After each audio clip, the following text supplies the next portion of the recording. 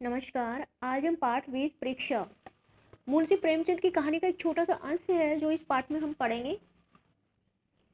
देखिए, जब रियासत देवगढ़ के दीवान सरदार सुजान सिंह, कौन है? सुजान सिंह, सरदार सुजान सिंह बूढ़े हुए तो जाकर महाराज से विनय की। कौन? सुजान सिंह ने। सरदार सुजान सिंह जो है देवगढ़ रियासत के हैं, जो बूढ़े हुए तो उन्होंने महाराज से जाके प्रार्थना की, विनय की। दीनबंधु दास ने श्रीमान की सेवा 40 साल तक की है। अब मेरी अवस्था ढल गई है, यानी मैं बूढ़ा होता जा रहा हूँ। राजगढ़ संभालने की शक्ति नहीं रही। कभी भूल चूक हो जाए तो बुढ़ापे में दाग लगे। सुजान सिंह क्या चाहता है? राजा साहब अपने नीति कुशल दीवान का बड़ा आदर करते थे। राजा क्या है, उनके नीति कुशल दीवान का बहुत आदर करते थे। उन्होंने दीवान साहब को बहुत समझाया, लेकिन जब दीवान साहब न माने तो हार कर उनकी प्रार्थना स्वीकार कर ली, पर शर्त यह लगा दी कि रियासत के लिए नया दीवान आप ही को खोजना पड़ेगा। दूसरा दिन देश के प्रसिद्ध समाचार पत्रों में यह विज्ञापन निकाला गया कि देवगढ़ के लिए एक सुयोग्य दीवान की जरूरत है। तो सज्जन जो है स्वयं को इस पद के योग्य समझे।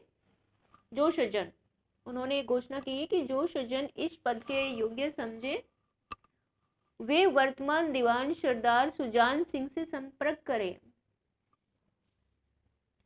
यह जरूरी नहीं है कि वे ग्रेजुएट हो, मगर स्वास्थ्य अच्छा होना चाहिए। 1 महीने तक उम्मीदवारों के रहन सहन, आचार विचार की परख की जाएगी। विद्या पर कम परंतु कर्तव्य पालन पर अधिक विचार किया जाएगा।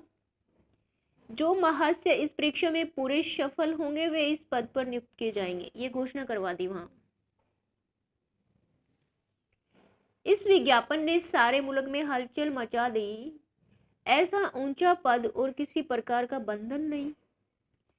सैकड़ों आदमी अपना अपना भाग्य आजमाने के लिए चल पड़े। सरदार सुजान सिंह ने इन महानुभावों के आदर सत्कार का बड़ा अच्छा प्रबंध किया था। हर व्यक्ति अपने जीवन को अपनी बुद्धि के अनुसार अच्छे रूप में दिखाने की कोशिश कर रहा था, लेकिन मनुष्यों का वह बूढ़ा जोहरी सुजान सिंह आड़ में बैठा हुआ देख रहा था कि इन बगलुओं में हंस कहाँ छिपा है। सभी लोग अपना अपना जो है अच्छा ही सिद्ध कर रहे थे कि मैं दीवान बन जाऊं, बट सुजान सिंह कुछ अलग ही टाइप के इंसान को देख रहे थे। एक दिन युवकों ने हॉकी के खेल का आयोजन किया। खेल बड़े उत्साह से चल रहा था। वे लोग जब गेंद को लेकर तेजी से उड़ते तो बढ़ती हुई लहर को दूसरे लोग इस तरह रोक लेते थे कि मानो लोहे की दीवार हो। हॉकी की बात कर रहे हैं कि संध्या तक यही धूमधाम रही। लोग पसीने से तर हो गए। हांफते हांफते खिलाड़ी बेदम हो गए, लेकिन कमजोर हो गए, थक गए, लेकिन हार जीत का निर्णय न हो सका। अंधेरा हो गया था। इस मैदान से जरा दूर हटकर एक नाला था। उस पर कोई पुल न था। आने जाने वाले लोगों को नाले में से चलकर आना पड़ता था।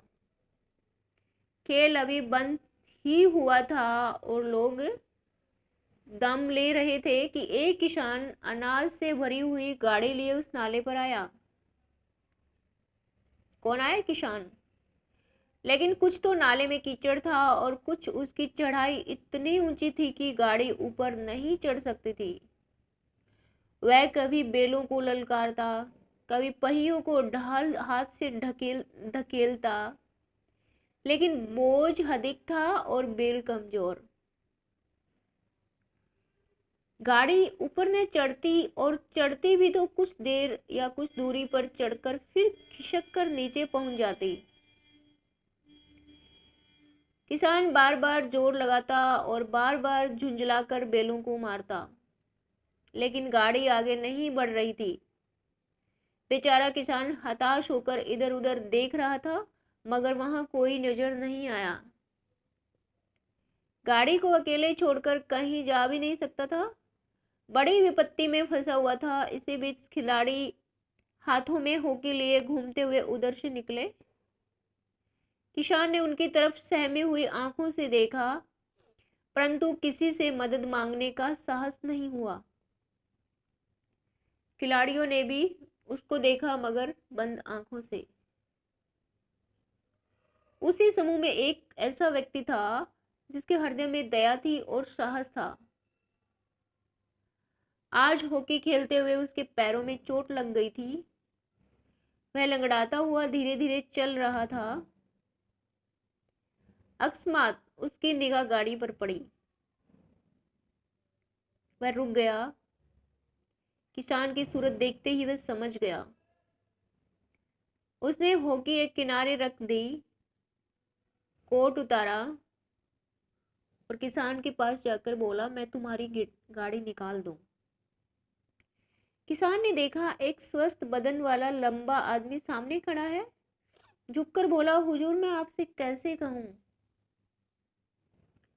युवक ने कहा, मालूम होता है तुम यहाँ बड़ी देर से फंसे हुए हो।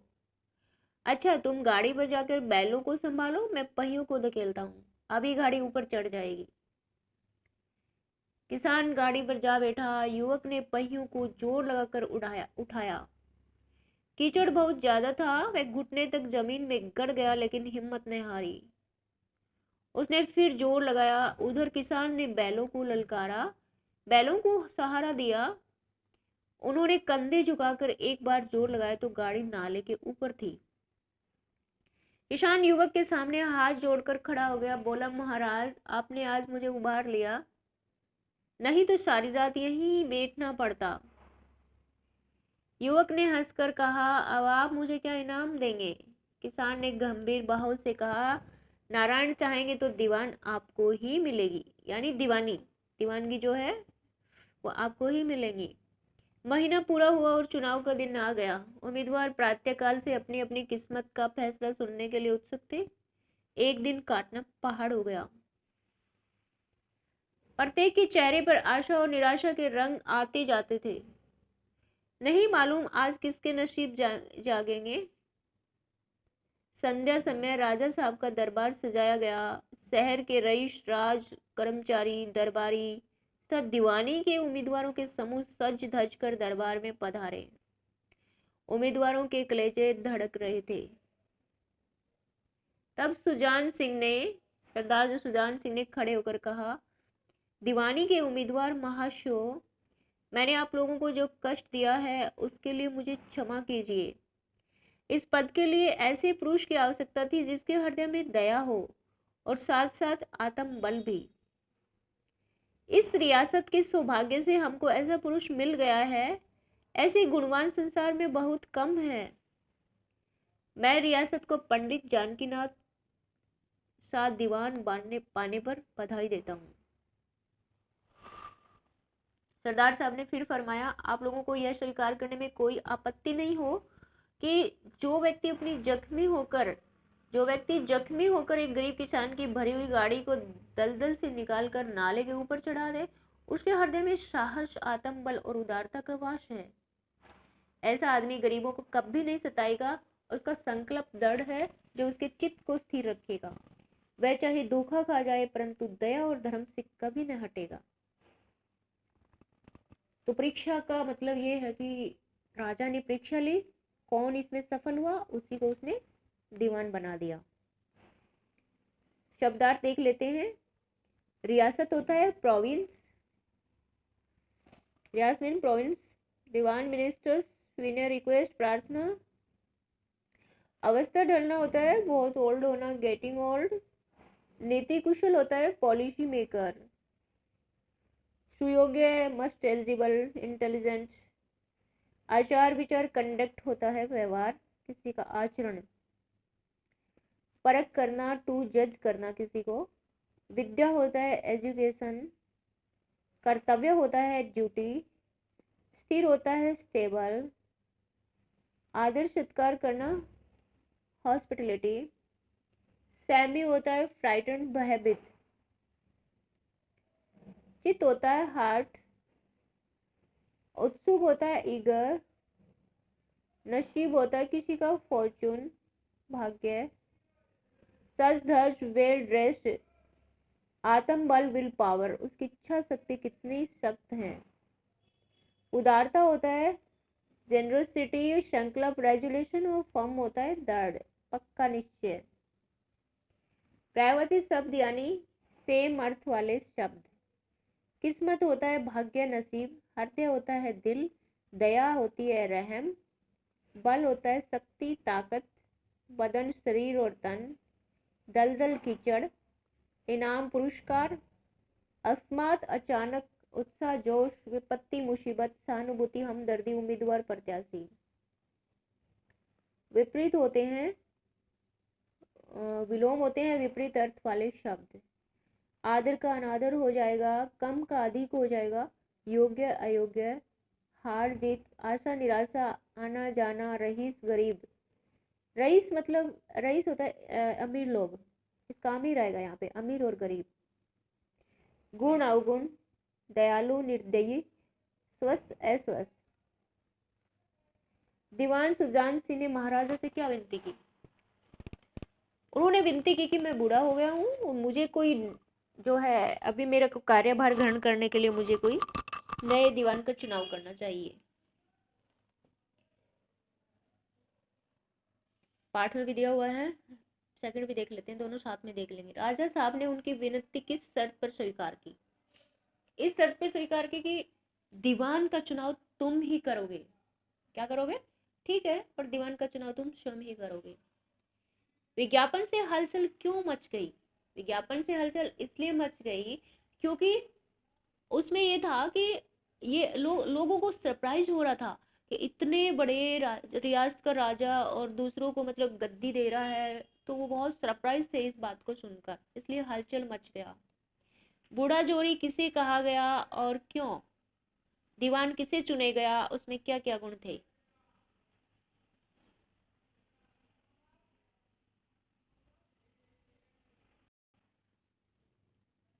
बूढ़ा जोड़ी जो है, दीवान को, सरदार सुजान सिंह है ना, उन्हीं को बूढ़ा जोड़ी कहा गया। क्यों कहा गया?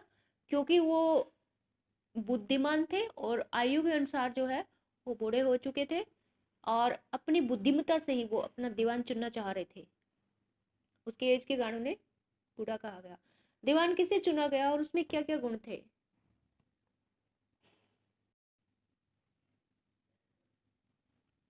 दीवान कैसे चुने गया, उसमें क्या क्या गुण थे? दीवान जो है वहां जो मौजूद उस युवक को, दीवान उस युवक को चुना गया जिसने उस बूढ़े व्यक्ति की सहायता की थी। और उसमें क्या था? उसमें दानवीरता, दयालुता, दानवीरता या दयालुता। दूसरा आत्मबल, और आत्मबल विल पावर हो गया, इच्छा शक्ति हो गई, और दयालुता थी। और उसमें क्या था? और क्लीन हार्ट भी बोल सकते हैं। सहृदय, सहृदय दिल इंसान, मतलब दूसरों पे दया करने वाला, दयालु, सहृदय। और आत्मबल, साहस, ये रहा। हाँ, लास्ट पैराग्राफ के इसमें देखिए, उसमें साहस, आत्मबल, उदारता। साहस, आत्मबल और उदारता जैसे गुण उसमें विद्यमान थे। इसी वीडियो में हम मौखिक अभ्यास कर लेते हैं। क्यों न नेपाल में काठमांडू देखा जाए, क्यों न नेपाल में पोखरा देखा जाए, पशुपति मंदिर, लुम्बिनी शहर, कंचनजंगा पर्वत श्रृंखला। सेम आएंगे, सेम आपको ब्रैकेट वाले जो अंडरलाइन शब्द है उसके स्थान पे रखना है, बाकी कोई चेंज नहीं होगा वाक्य में। कहीं दफ्तर पहुंचने में देर ना हो जाए, इसमें भी सिनेमा हॉल, स्टेशन, कॉलेज पहुंचने में देर ना हो जाए, इस तरह दफ्तर की जगह इन्हें लगा देना, सेम आएगा, कोई चेंज नहीं होगा वाक्य में। थर्ड में है अतिथियों के रहने का प्रबंध किया जाए, अतिथियों के सोने का प्रबंध, सोना नहीं सोने।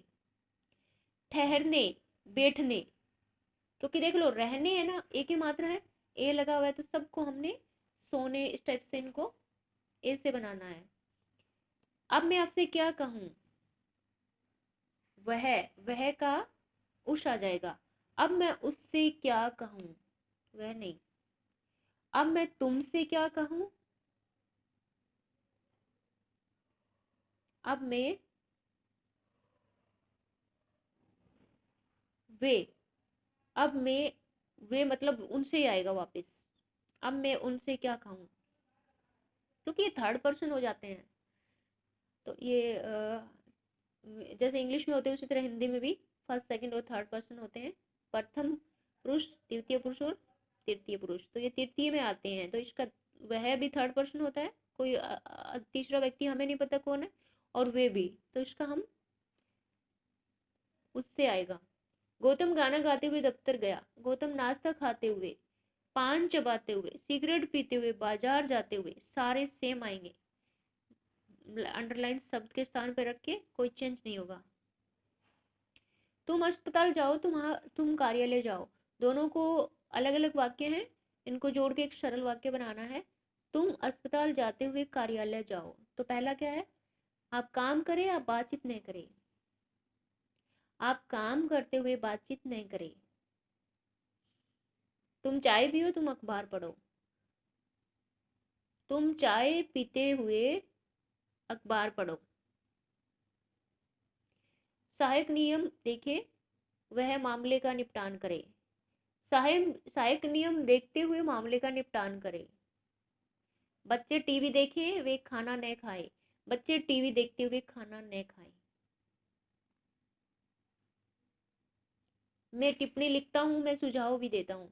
मैं टिप्पणी लिखते हुए सुझाव भी देता हूँ। मुझे कार्यालय के पास मकान चाहिए। मुझे ऐसा मकान चाहिए जो कार्यालय के पास हो। तो हमें क्या बनाना है, ऐसा कंडीशन रखी है। प्रधानाचार्य को तमिल जानने वाले अध्यापक की जरूरत है। प्रधानाचार्य को ऐसा अध्यापक चाहिए जो तमिल जानता हो। अवर सचिव अंग्रेजी हिंदी जानने वाले निजी सचिव को नियुक्त करेंगे। अवर सचिव ऐसे निजी सचिव को नियुक्त करेंगे जो अंग्रेजी हिंदी जानता हो। प्रशासन को कर्तव्यनिष्ठ कर्तव्यों की आवश्यकता है, कर्मचारियों की सॉरी। प्रशासन को ऐसे कर्मचारियों की आवश्यकता है जो कर्तव्यनिष्ठ हो। उद्योगपतियों को कम ब्याज वाला दीर्घकालीन ऋण चाहिए। उद्योगपतियों को ऐसा ऋण चाहिए, ऐसा दीर्घकालीन ऋण चाहिए जो कम ब्याज वाला हो। अनुसंधान अधिकारी को अनुभवी सहायक चाहिए। अनुसंधान अधिकारी को ऐसा अनुभवी सहायक चाहिए, और सॉरी, अनुसंधान अधिकारी को ऐसा सहायक चाहिए जो अनुभवी हो। वह ऐसे बोल रहा है जैसे सब जानता हो। वह ऐसे बोल रहा था, पास्ट की बात है, मानो सब जानता हो। तो कैसे लिखेंगे, गोपाल अपने सहपाठियों को ऐसे समझता है जैसे वह अध्यापक हो। ऐसे समझता था जैसे वह अध्यापक हो। सहपाठी आ गया तो जैसे वह अध्यापक नहीं, जैसे वे अध्यापक हो। मीना अपने सहपाठियों से ऐसे बात करती है जैसे सॉरी, पहला क्या है, गोपाल, मुझे थोड़ा डाउट लगा है। गोपाल अपने सहपाठियों को ऐसे समझता है जैसे वह अध्यापक हो। ठीक है, वो खुद की बात कह रहा है, खुद को इसमें इंडिकेट कर रहा है कि वह अध्यापक जैसा प्रतीत होता है, वो ऐसा व्यवहार करता है। तो क्या लिखेंगे, गोपाल अपने सहपाठियों को ऐसे समझता था जैसे वह अध्यापक हो। इसमें पीछे चेंज नहीं होगा। मीना अपने सहपाठियों से ऐसे बात करती है जैसे वे अधिकारी हो। तो मीना अपने सहपाठियों से ऐसे बात करती है मानो वह अधिकारी हो। पहले में भी जैसे की जगह मानो लगाना, कि जैसे वह अध्यापक, जब मानो वह अध्यापक हो। दूसरे में भी सहपाठियों से ऐसे बात करती थी मानो वह अधिकारी हो। श्री गणेश ऐसे भाषण दे रहे थे जैसे वे कोई नेता हो। तो श्री कृष्ण ऐसे भाषण दे रहे थे मानो वे कोई नेता हो। फोर्थ में है कि वे ऐसा अभिनय करती थी जैसे, मानो, जैसे की जगह मानो कि वह कोई अभिनेत्री हो।